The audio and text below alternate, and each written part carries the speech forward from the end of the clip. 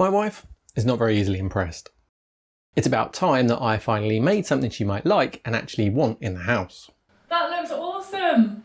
I've been 3D printing and making things for years now, and the best response I've ever had to something I've made is a "That's nice," or "Lovely." It's time to change all of that and impress her with my maker skills. Hopefully. I've had my Xtool D1 Pro laser engraver for around 6 months now, and I love it. My only real issue is that it doesn't get used as much as I'd like. When I got it, I already had a laser engraver, but I told my wife that I needed to get this one because it was better and would enable me to take on much more complicated projects. As much as my wife accepts what I do and the time that I spend in my workshop 3D printing little toys and models, she has zero interest in them, and the only place they're allowed in the house is either in my son's bedroom or maybe on my desk if I can sneak them in. The promise with the new expensive laser engraver is that I'd be able to produce all sorts of beautiful decorations that would look great in the house. I can make Christmas decorations and presents for people, I said. So far, all I've really managed for the house is a few slate coasters and some functional markings to make sure things don't get lost. What I really need is a nice impressive laser engraving project that will get me and my machines back in the good books with my family. I decided to get some ideas from other people's YouTube videos and found some inspiration from Philip Roberts' amazing multi-layered artwork. Something this advanced would take me a long time to design if I'm even capable. I decided to take the easier option, which was looking on Etsy, where I found this 7-layer mandala clock from MA Wood Creation Store. A clock would be great, who doesn't like a clock? Not my wife, that's for sure. So, after boasting that I was going to make something really impressive for the house this time, I got started. After buying and downloading the files, I set about getting the materials needed, which is basically some 3mm ply and a clock mechanism from Amazon. I would need to laser cut 7 different sections from 29cm square sheets of plywood, engrave on some of them, and then stick them all together somehow. Shouldn't be too difficult, right? Oh.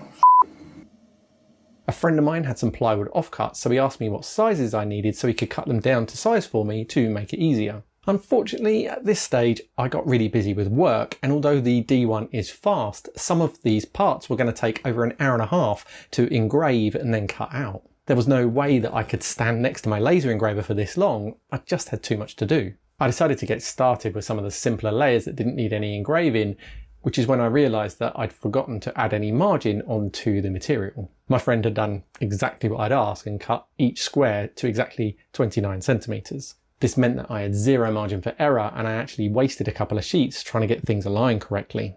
I had a couple of spare, but not many, so I needed to find a way to be much more accurate and stop wasting material. I couldn't scale the design down because the clock mechanism wouldn't fit.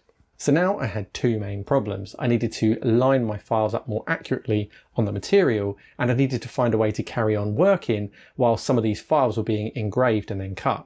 Just when I was starting to think that I'd bitten off more than I could chew and I might have to go for something a little bit less impressive, I remembered that I had a package from Mintion which they called a laser camera that hadn't got round to opening yet.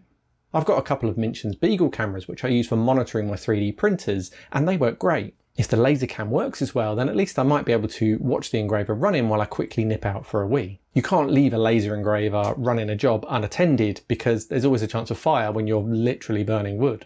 What I found when I opened the box though was actually a lot more than I expected. You don't just get a camera and tripod this time. You do get a tripod, but the Lasercam also comes with a fully adjustable arm with a clamp, so you can mount the camera exactly where you want.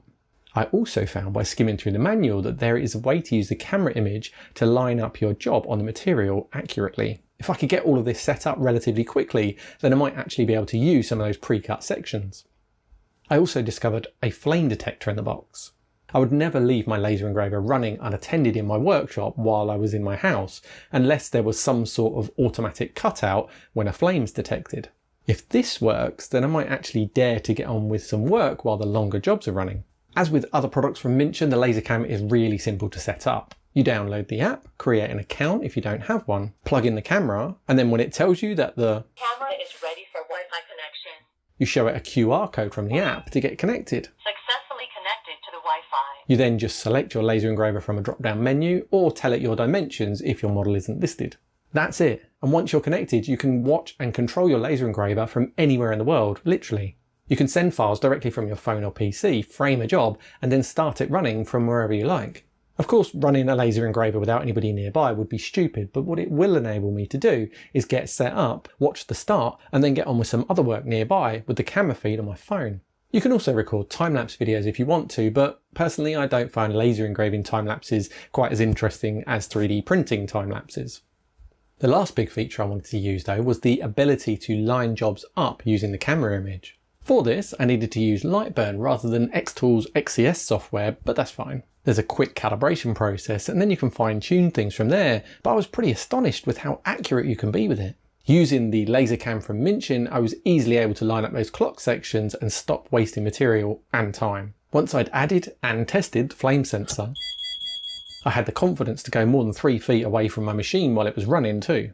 I don't think I'd ever want to go too far away while it was running, but knowing that the flame sensor was going to shut things down if anything went wrong gave me enough confidence to at least get on with a bit of work while watching the feed on the Beagle Engrave app. Before long, using the Lasercam, I had everything cut out, and then after a bit of cleanup, I glued everything together and added the mechanism. All that's left now is to see what my wife thinks. You filming? Hello, dear. What are you doing? That's cool. Oh, that's amazing. Oh, I love it. That looks awesome. That's really pretty. Oh, it looks like a flower around here. Oh, that's really nice. There you go.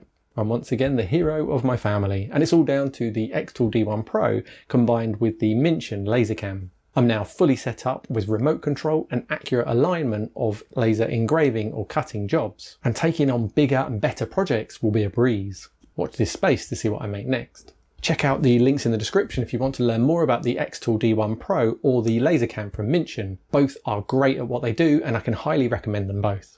Hit subscribe if you want to see more of my videos, or check out one of these videos which you'll like if you enjoyed this one. Thanks for watching, and I'll see you in the next one.